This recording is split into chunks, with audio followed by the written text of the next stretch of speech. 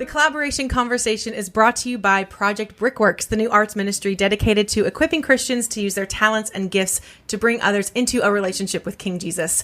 We created the collaboration conversation as a way for Christians to share about their upcoming projects and how they are using their gifts and talents that God has given them.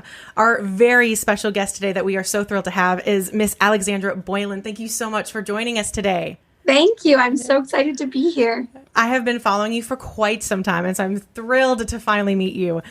For those of our listeners who may not know you, you are a writer, an actress, an award-winning filmmaker. You have produced films like Home Sweet Home, Catching Faith, along with receiving rave reviews for writing and producing the newly released film called Switched. And we were just so excited to have you. Do you want to go ahead and jump in? Well, I was going to say, from the information that we went back and forth with you, I'm a huge Amy Grant fan, too. Yes.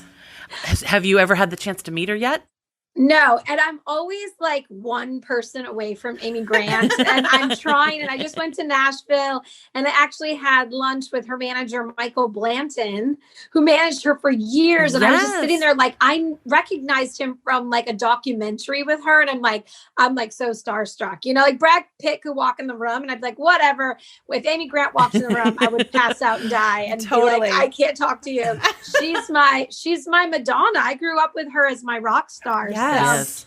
But I've never met her. I've been to every concert. I love her. And I actually put her in my new movie, just like her tour books. I put in my new movie, The Inheritance. And I have to say, all of her people are really nice. Like really, like when I reached out to them to get her permission to use her tour books in the movie, they were all so nice. And like, of course you can. Amy's so open. And I'm like, can I please have coffee with her? This is why I love her. Please introduce me. Well, I wasn't planning on telling you this, but I used to work at the church where she used to attend. And really? One day she walked in the office, and there was two of us administrators there. And I turned and I looked at her, and I froze. I said nothing. And so the other girl goes, "Can we help you?" It was so embarrassing. But she did exactly what you said you would do. I froze. I would. That's so funny. Yeah. Can you start off by just telling our listeners a little bit about you and what you do? Sure. So I grew up in Massachusetts. I am the youngest of 4 kids, and my dad's a minister. And at 19 years old, a little whippersnapper, I packed my Toyota Corolla and I moved out west to become a movie star. Yes. And then I spent 10 years getting kicked around. Yep. And I lived in my car. I was homeless. I just had a real tough go at it in the acting world. And in 2009, I packed up my car again. Still had a Toyota Corolla, not the same one, but a different one. I like Toyota You're Corollas. loyal. You're loyal. They never die. They just live forever. They're good cars. But anyway, so I moved to Albuquerque, New Mexico, and I kind of heard the film industry was booming there. You know, they were shooting a lot of stuff there in 2009. And it was the best decision I ever made. My life I had hit a wall in everything, in career, in emotionalness, my relationship with the Lord. I was just like, I need to get out of LA and refocus my life. And I moved to New Mexico, moved out to Albuquerque, didn't really know anybody.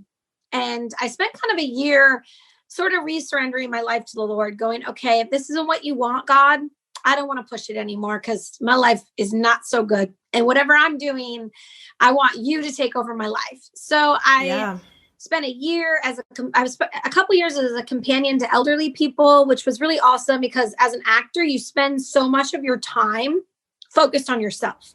Mm-hmm. And I was so sick of myself. I was like, headshots and do I look pretty enough? Oh, I couldn't stand it. I spent a couple of years hanging out with old people telling me their life stories.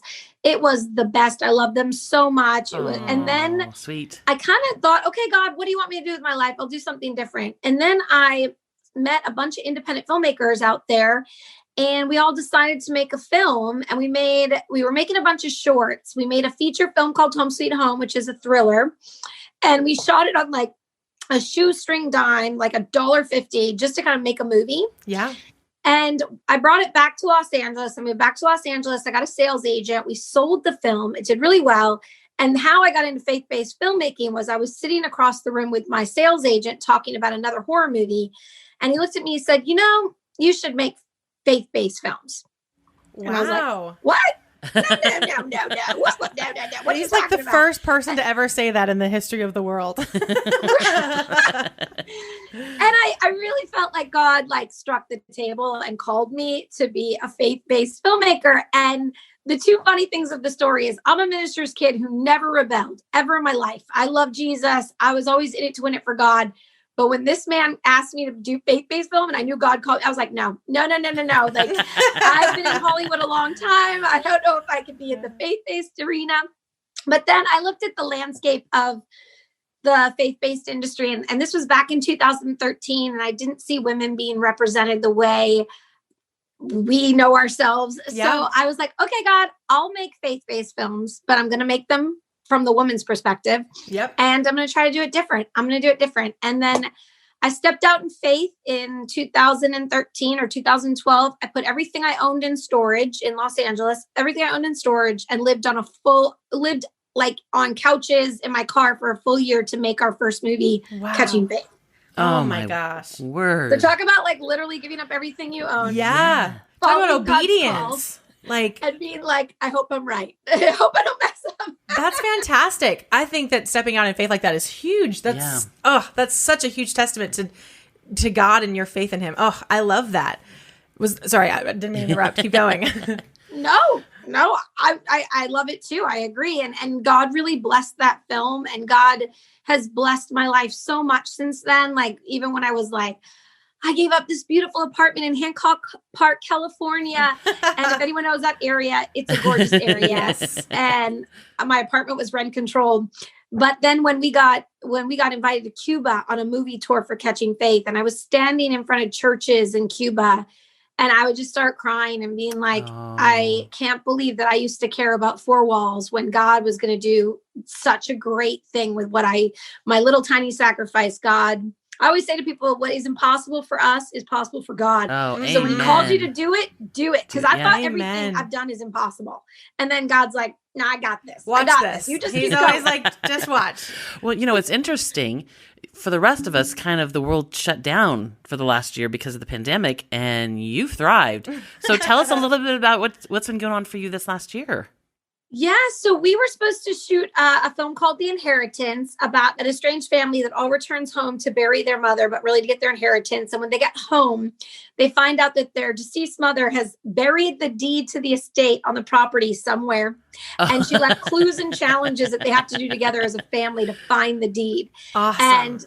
And the whole message is the Ecclesiastes story. There's a time for everything, which how appropriate that we shot that movie during this time. We kept saying God is going to do something with that movie, and talk about gifts and talents. The whole movie is about using your gifts and talents for the Lord. And it brings the family together. So we were supposed to shoot in April in Columbus, Georgia. We had spent a long time raising the money and getting it together. And then and we were so naive when COVID hit, we kept being like, well, we're still going to make the movie. We're still we're independent. And then when they shut down like the airports, we were like, oh, I guess we're not going to make this movie. Yep. Oh, that's funny. Yeah. And we pushed it. But then we had some hospitals and doctors working with us in Georgia, Christian organizations helping us. And in July, they were just like, you should come and shoot the movie now when it's really hot. Praise the Lord, the whole movie it took place on one location. So we got Mina Suvaris in the film, Jaleel White, who played Urkel on Family Matters in the movie. We got great cast and a great crew, and we all literally prayed, and we were like, okay, we're stepping out in major faith. Yeah. And we performed 342 COVID-19 tests on our set and not a single positive test. That's amazing. God brought us through. So He has a plan for that movie. So that's what I did this year. I made a movie. Yes, that's incredible. But so do you guys have any sense of when it'll be released? Yeah, we're pretty close. So we just locked the edit of the movie, and now we're in sound design, and we'll probably go to market very soon, and it'll probably be out. I would say it could be out as early as summer, fall of this year, of 2021. That's incredible. Everybody, all of Hollywood shut down, but not you guys. But not you guys. I love that. No, we made movies, and that's what's cool. great about being independent. I mean, being an independent film, we adhered to every guideline. We were so safe But the problem is if you have too many unions, could make it cancel each other out. But we only had to deal with the SAG union, and we were able to do everything. And we had a hospital that donated. We were doing rapid testing on set. We had a COVID officer who volunteered. I mean, we had just had so many provisions that we could never have done if we don't work for the creator of the universe. Let's put it that way. Oh my gosh. Amen. And I just think that that's so cool that you guys did your due diligence. You made sure your set was safe. And that God brought you through that. Oh my gosh. That's fantastic. Okay. So our podcast is about trying to connect folks, the collaboration part of this. And doing so by just identifying talents and gifts. Obviously God's given those to us. We've got to be obedient to use them for his glory. But so just tell us, obviously you're a talented actress and director and writer, but just from your perspective, when you're thinking through, assessments, what are your talents and gifts? So I love acting, but God has really laid it upon my heart to write and produce. And when I moved over into behind the camera, I really found so much joy in it. I find it's so important what stories we're telling and what goes out in the world. I have a huge responsibility with the films I make. And I feel like in entertainment, we could reflect a broken culture, or we can create a culture that leads with love. And so I really feel like God has given me one thing that I've noticed that I was like, God, why'd you call me to do this? Like, why me? But I am bullheaded, and I will go into a meeting and just be like, you guys have to make this movie. It's the best movie ever. And I think God chose me because he gave me the gift of perseverance, not giving up, not taking no for an answer. When we talk about Switched, I'll tell you a few of we really got no's from everyone across the board because it's different. And my dream is to do Disney movies for Christian girls, for women. And, but it's been really exciting to see God, really change my heart from being so I have to be an actor, to now I just want to create, write, produce. And I'm really good at bringing people together. I'm a connector. I connect people. I get people excited about the project. And I think that it's been exciting to see God using me. I'm still blown away that he picked me. Well, are you pretty involved with casting as well? Yeah. So I used to cast all of our movies because we really started off so indie. I mean, just like a group of us making our Catching Faith was a small team. So I would actually cast everything. And me and the director, John Katie Graham, we would, I would collect all the castings. I go through everyone. But before Switched, I actually met a casting director named Lisa London and Catherine Stroud. They found me through Women in Moving Picture Salon and contacted me, and they actually come from Disney. So I was like, oh my gosh, I have this teen girl movie. Would you want to come on board and cast it? Because we need awesome teen girls. I want this to be Mean Girls meets Clueless for Christian girls. And they did, and they're now did The Inheritance, and now I'll be working with them forever. So I'm kind of building my tribe as I go. Absolutely. That's awesome. God is putting some really incredible people in your tribe. Yes. And I think that's huge. And that's such a huge testament, again, to your obedience. You were just talking about how God has given you the spirit of perseverance. And it just reminded me of what you said earlier about being in LA and how soul sucking that industry can be. I only lasted about 2 years before I was like, yeah, this is just not for me. So I just wanted to ask you about your time in LA and how you were able to kind of cope with that, because it sounds like it wasn't as prosperous as as all actors think it's going to be when they make the big trek out there. So how were you able to cope with that time, and just talk to us about what God was doing? Well, I think my first 10 years there, from 1999 to 2009, I was a mess. I don't think I just got lost out there. So I was only 19. My gosh, I look back going, little Alexandra, what were you doing? What are you doing? But God was working it all out for the good. Yeah.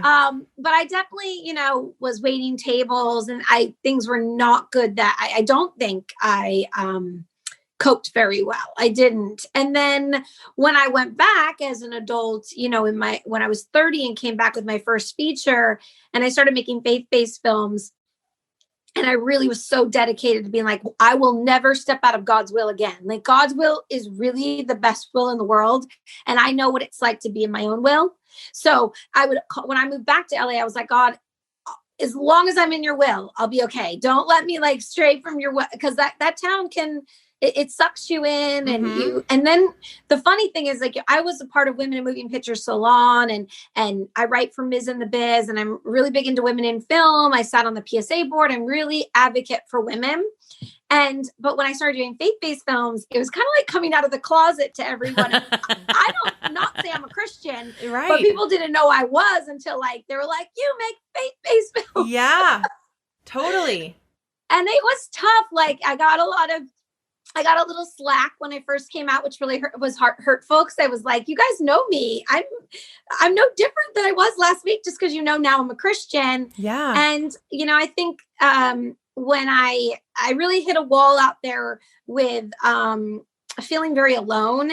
And I'll tell you, I was part of this big women's mixer, and I was walking across the room, and two young girls grabbed me and said, "Are you Alexandra Boylan?" And I was like, "Yeah."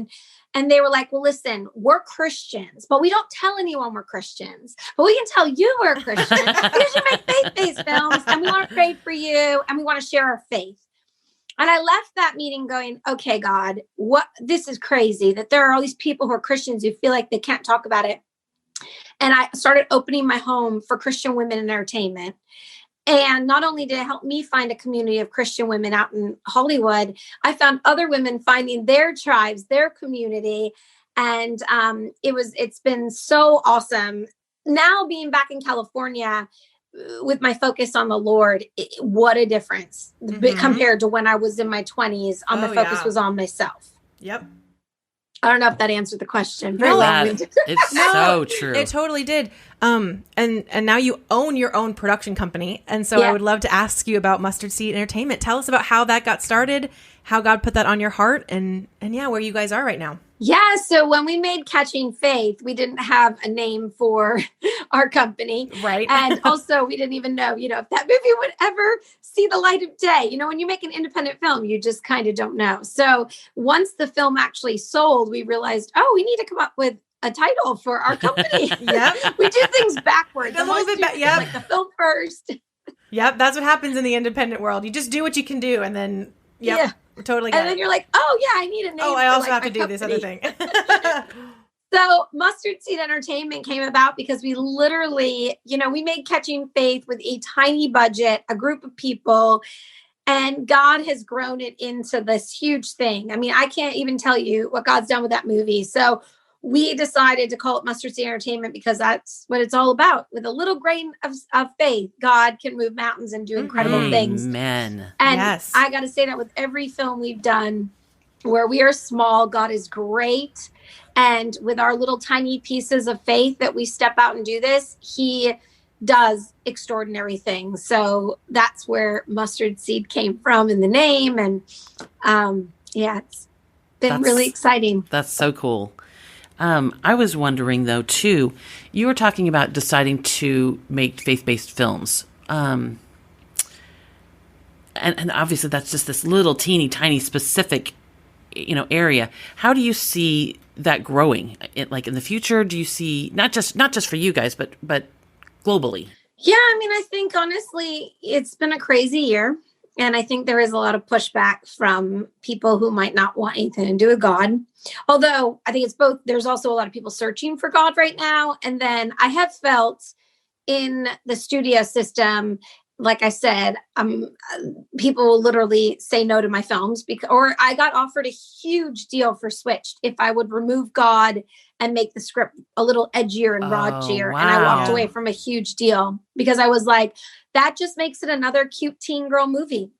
I want this to be for girls who will come to know the Lord, girls who feel like this is for them. Like I grew up wanting to see Dirty Dancing, So I was like, I want to make that for the girls who are looking for fun content that speaks to their faith. But of course, Switch was so outside the box. I was doing something very different, but it's doing so well. It's so exciting. But I think that, faith-based is doing really well. But I think it's also God calling the people who will stand firm in their faith and say, I won't take you out of this story, because if I take you out of this story, then how will anyone come to know Jesus? And you never know who's going to see that. And I always say, if one life is changed from what I do, then that's enough. Oh, Yeah. that's perfect. There's, the Irwin brothers, the Kendrick brothers, so many people out there making these films. And I think the Irwin brothers are kind of like me in the sense that they're trying to do hip things that kind of speak to More a mainstream audience with faith.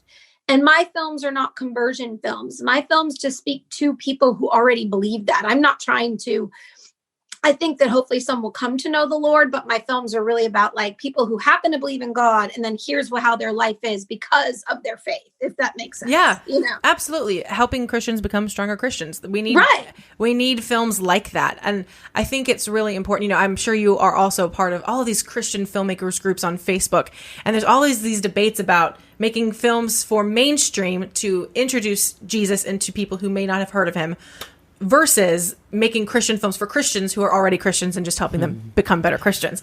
And so I just think that it's so awesome that you have just embraced this idea of showing in the mainstream what just being a Christian looks like on the day to day. It doesn't have to be the conversion story every single time, which is really important. I'm not saying it's not important, but I just think that's really, really cool. And it's a great area that you focused on, and you really nailed it, especially with Switched. We loved Switched. Thank you. Well, I think a lot of people saw Switch not knowing it was faith-based because it's so different. Yes. And so that's really exciting. Like, then we are getting into homes and lives that my hairdresser in Los Angeles. Okay, you guys, like, he's not a believer.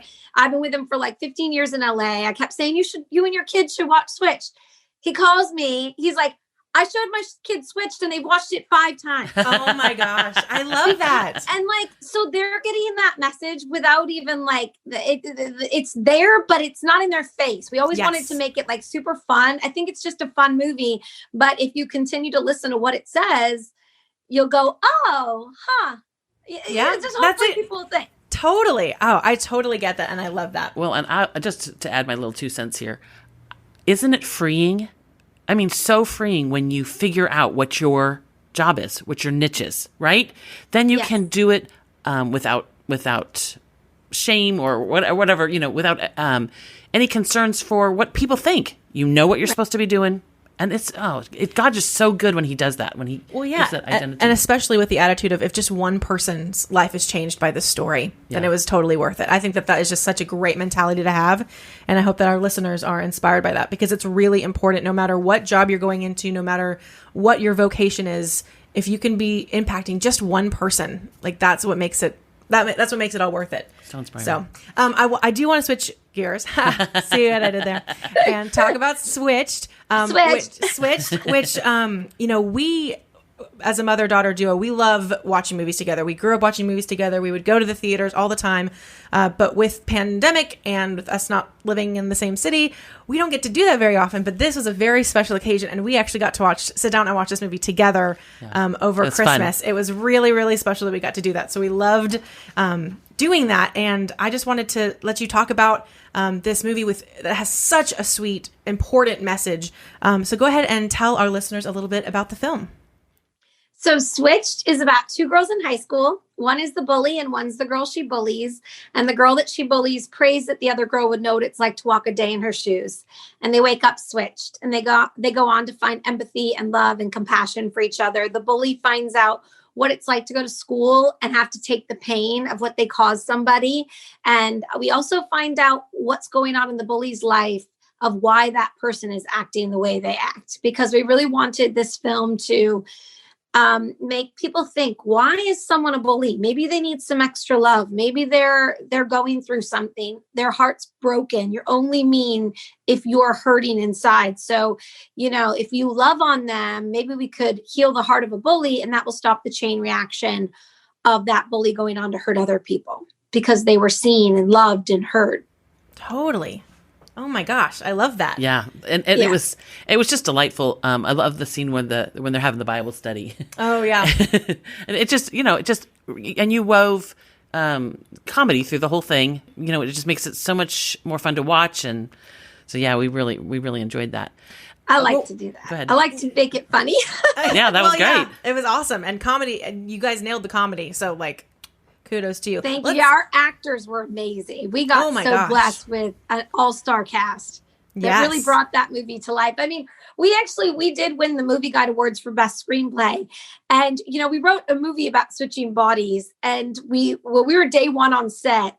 I remember being like, what if this doesn't actually work? Like, what if, it was really great in our brain, but can we execute it? And then to see Maya and Madeline bring those girls to life and execute this crazy idea that these girls have switched bodies.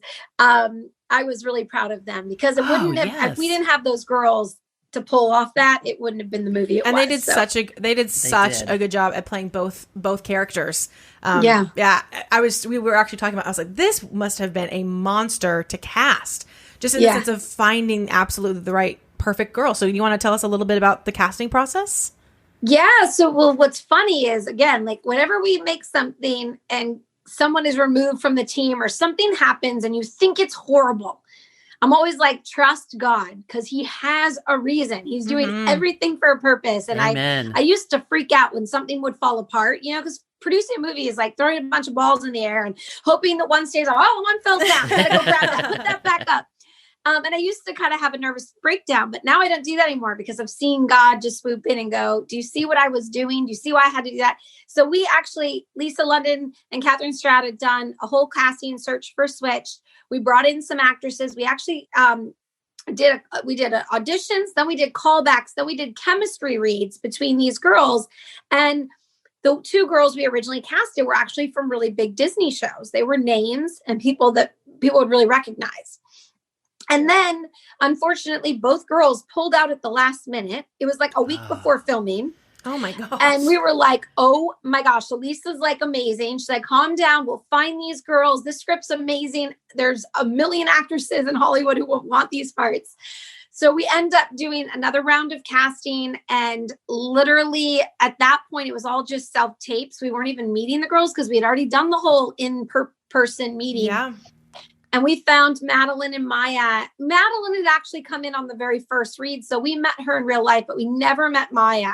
We just watched her tape and we were like, she's really special. She's really amazing. And we casted both of them a week before we sent them to Kentucky. We shot in Kentucky. That's amazing. And no joke, it just was like meant to be. We were like, and there was, so we lost our actors a week beforehand and found the girls that were meant to be the girls in the movie. Absolutely. They really were. Yeah. They were absolutely God perfect. Is good. Yeah. God is always good. He's always working it out. We can't see it in the moment. And maybe we'll never even see it in our lifetime. But he is always working it out. Amen. Well, let's go ahead and show the trailer for Switched. Yay. Are you ready to practice? I can't do it. Juilliard would be crazy not to enroll you. It's just stage fright. I want to be someone else who is popular that everyone likes. I want to be Katie Sharp. Isn't she one of the mean girls? She's popular, she's beautiful and confident. Her life is perfect. Poor girl. She looks like she got her clothes from the dump. Hi, Katie. I just wanted to wish you luck on your Glam Slam job because... Sorry. Here, you can wear my shoes. I wouldn't be caught dead in your shoes. She's coming.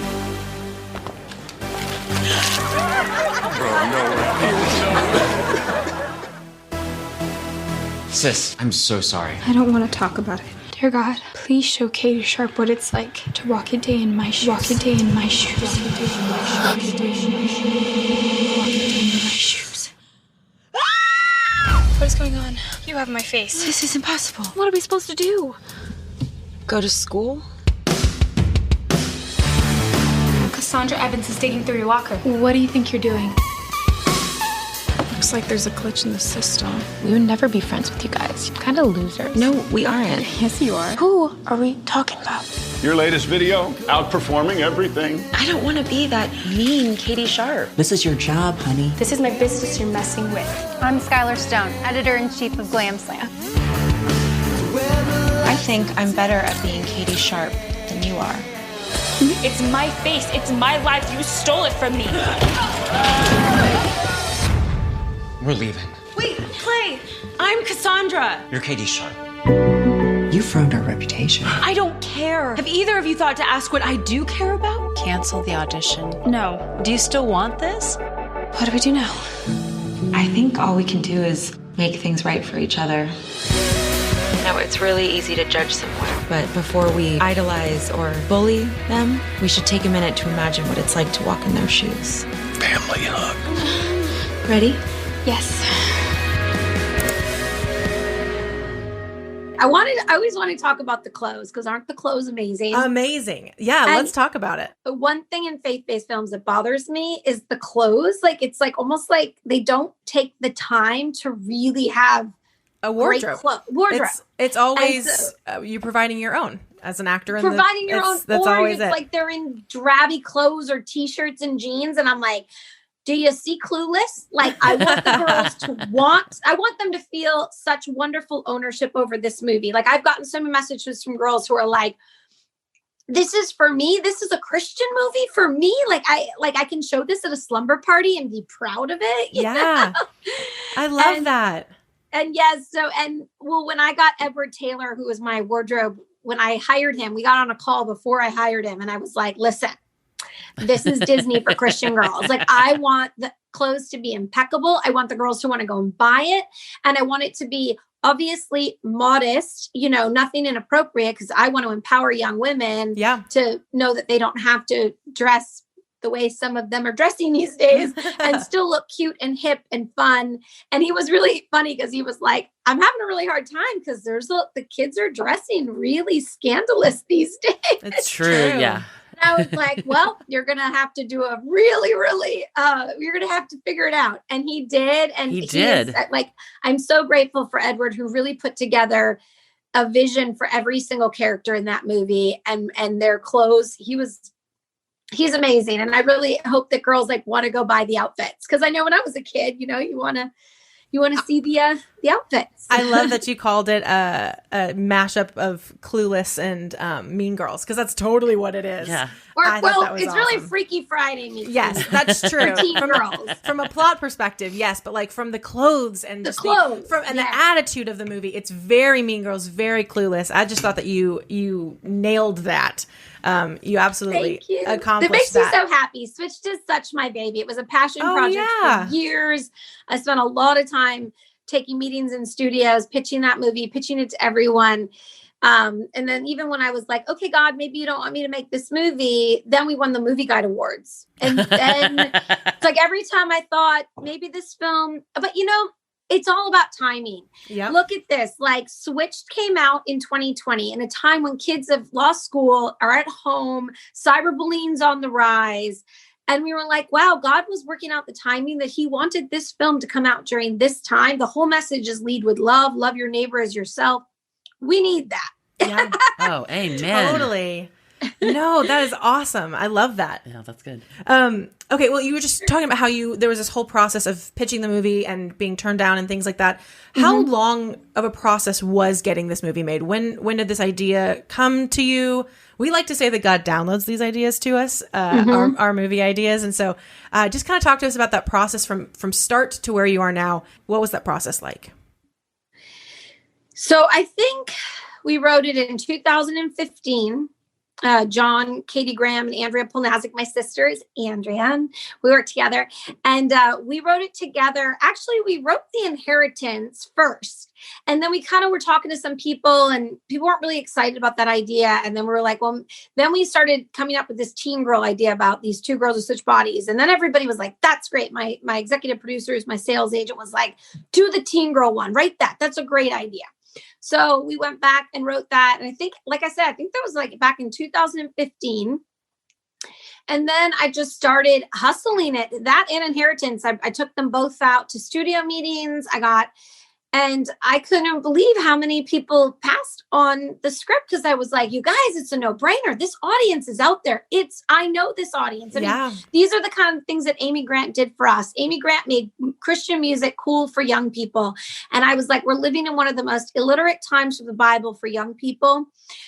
Who's speaking to the youth? Who's making this fun for them to want to share with their friends?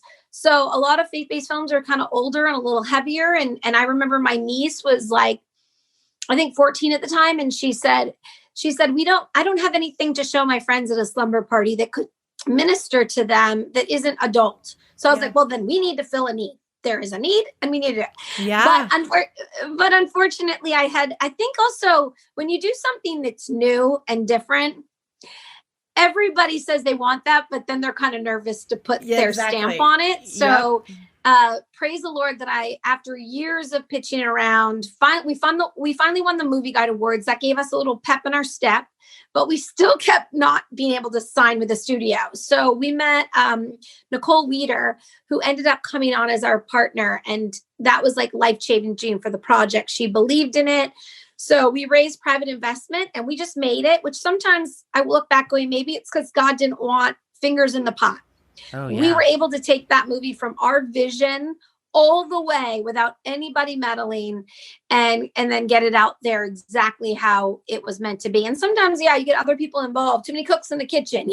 Yes. Totally. And then to see the success of the film and go, and now a lot of people are coming to me being like, okay, what's your next teen girl movie? Yeah. Because I think sometimes they needed to see it. It's so outside the box for faith-based, Mm-hmm. But now that people can see it, I think it'll open up a big door to continue to make these kind of movies for teen girls. Absolutely. Well, so maybe you can't say, but what is your next movie? Do you have a seed?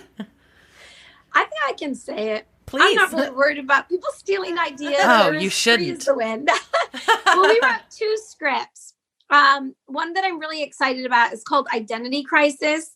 And it is about a shy science whiz in college who clones herself in order to create the perfect identity, only to discover that God had already created her the perfect version of herself. I love that. And it's so cute. And we're going to cast twins and kind of like have like the imaginary best friend story Very who helps cool. you do all the things that you're afraid to do. Mm-hmm. And it's always in you. And identity is such a big thing for young girls, being confused of what their identity is, not even feeling like they have the freedom to figure out their identity. It's like they have to know, with social media, I feel like there's all this pressure to know when you're like, it's like, we're always figuring this out. And the movie really focuses on being willing to try and fail. And then you'll find out what you love. But if you don't try, you'll never know. Yeah. And that's why she clones herself and sends that girl off who's confident because she, put in the DNA, confidence, outgoing, all the things she doesn't have.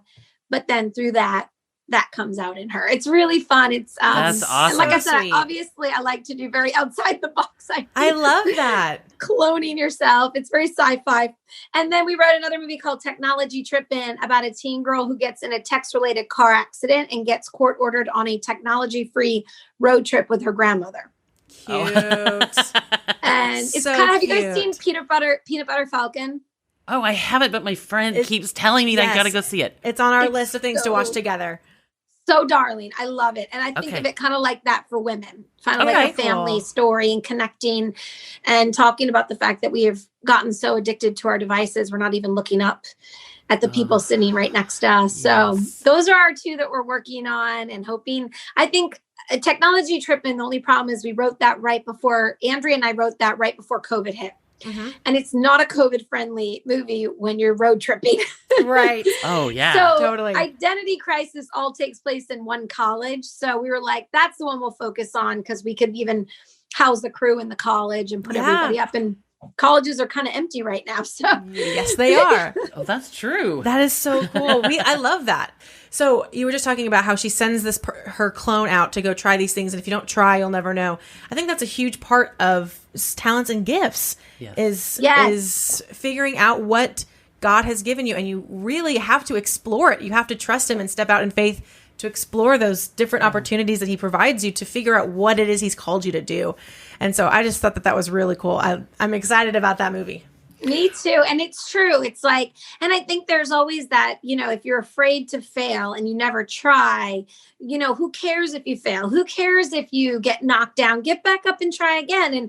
And part of our identity is finding out what isn't right for us. And unless you try, you won't know, that wasn't right for me, but I'm glad I gave it a try. My parents were so big on, you're going to try sports, you're going to try instruments, you're going to do this, you have to try everything.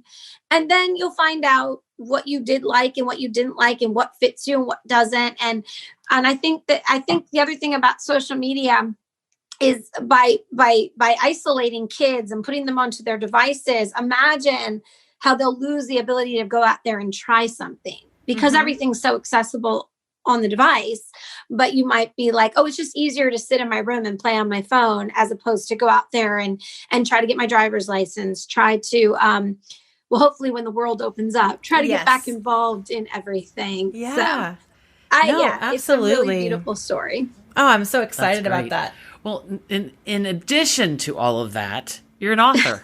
You just keep going. So tell us about your book. Yes, I wrote a book called Create Your Own Career in Hollywood, advice from a struggling actress who became a successful producer, especially because I was wanting to help other actors kind of take charge of their own career. I mean, what I've learned with acting is you cannot work hard enough for someone else to choose you.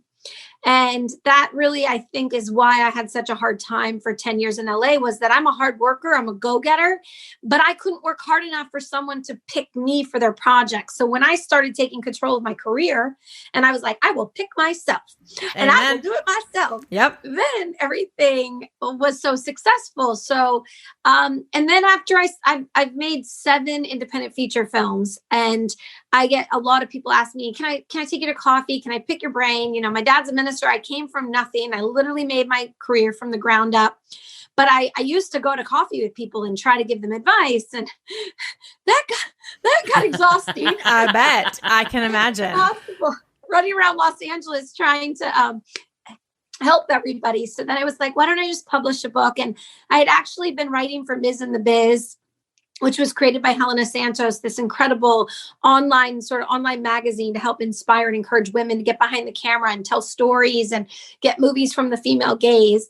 And I took a bunch of my articles that I had already written that kind of spanned my career from Home Sweet Home all the way to like my 5th film. And I incorporated the articles along with some new ones and published this book to really just like my love letter to young filmmakers of, don't wait. Get out there. You just need a camera and a boom, and don't wait until you think you have everything put together. Yeah. Just kind of jump out and try. And literally, if I hadn't done that, I wouldn't be where I am today. So Create Your Own Career in Hollywood is available on Amazon, on Kindle. You can buy it in paperback, or you can listen to the audio. And it's really inspiring because, as you see, I try to inspire people. Yeah, you're so good at it. Yes. You're so good at it. I have to go buy that book now. I know. You've got to buy the book. And I wish I had the book. Well, I wish you had bought me the book. No, I'm just kidding. And it's awesome. Really about and it's me in the trenches. What's great is because I wrote for the site, I was actually in the trenches, like making movies, writing about it. So it's not like, sometimes when you're 10 years away from something, you can make it sound really glossy and beautiful. Yes. But what I love about it is like, okay, so I literally gave up my apartment yesterday and now I live out of one suitcase. And it's a little more honest coming from that space of my fear, and then, being able to, and then also really talking about how to take a movie from conception to completion and then go on to sell it. There's so many aspects of the business that I know so deeply because I'm really involved in it, because I had no choice because I've never worked with a studio. Yeah. Well, you learned it all. Yeah.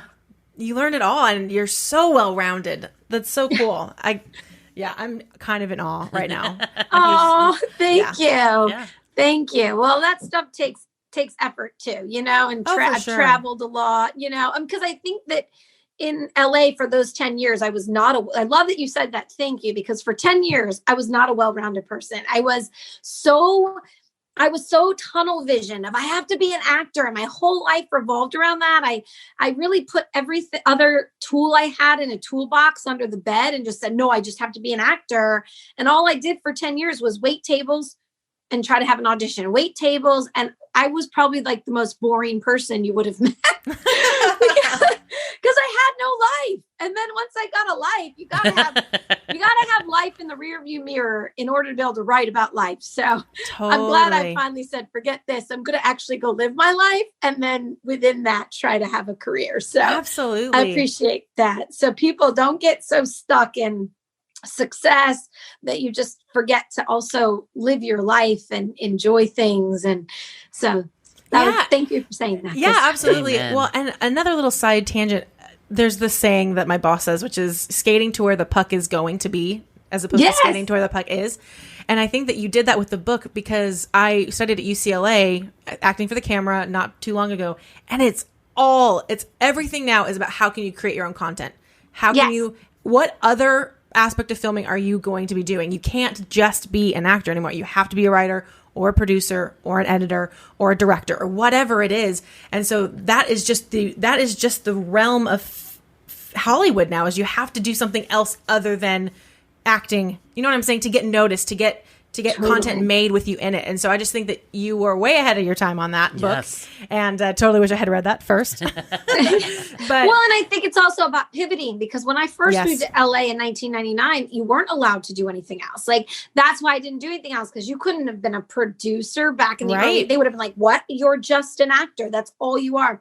But then as the industry has evolved and grown, I am glad that I've been able to pivot and change. And like I said, I went from a horror movie to a faith-based film, because God called me, but also because I was willing to go in a totally different direction. Absolutely. And that's always my advice to people is don't get so stuck in tunnel vision that it has to be this way. It's like, no, be open to pivot and go a different way, because that might be like my line from Catching Faith 2. Sometimes the side streets take us on the greatest adventure.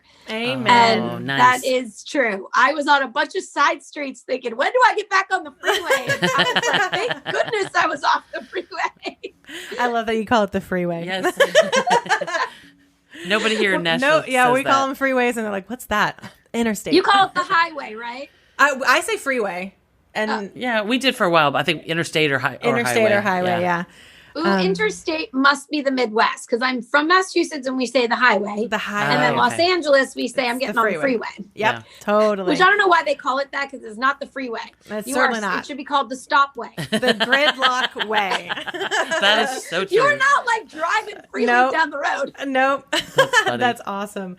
Well, so this has been so inspiring, and I just hope that, for all of the women, but also the men out there who are wanting to be filmmakers and don't know what that looks like, because it is such a hard industry. Even the independent faith-based industry can be tough to get into and to break into, and you got to, they always said you got to meet the right people and all of that. And so it's really encouraging to hear such a grassroots story. You're making passion projects that God has put on your heart. I think that's really important. You're not, not that working for hire is bad, but you're making movies that you want to make. You're not just pigeonholing yourself to movies that the studios want you to make and things like that. And I just think that's so important. And I hope that our listeners are encouraged by that. I know they will be, because I sure was. Yeah, this has been great. Thank you so much. Yeah, we are so grateful for your time. Thank you. You have been if so God wonderful. Plants a seed in your heart, you got to do it, because he's going to do something extraordinary with it. And that's kind of like where I've been. I've never, I love that everything you just said was spot on. Beautiful. Well, it's so nice to finally meet you. Will you let our listeners know where they can follow you and look at your journey and all your work? Yes. So you can follow me on Instagram at Alexandra Boylan, and I write back to everybody. So if you've seen Switch, please reach out, or any of them. Catching Faith. I've made Catching Faith 1 and 2, Wish for Christmas, Switched. So Alexandra Boylan on Instagram, Alexandra Boylan on Facebook. I really don't go on Twitter. I'm not going to lie. I'm never there. So don't contact me there. I left Twitter. And then also we have mustardseedent.com is our website if you want to check out all of our movies, switchmovie.com. And all of our films are available on Amazon, iTunes. Some of them might be on the shelves of Walmart right now. And right now, Switched is exclusively streaming on PureFlix, if you have PureFlix. Yes, we love PureFlix. Thank you so much. You have been such a delight to talk to. Yes. So inspiring and encouraging. Thanks for having me. This was so fun. I love it. Well, thank you. So for more information on Project Brickworks and how you can get involved, visit us online at projectbrickworks.org. Follow us on Instagram, like our Facebook page, and if you're watching on YouTube, make sure to hit the subscribe button, give us a like, and turn on notifications. We love you all. Be blessed, and we'll see you next time. Bye. Thank you.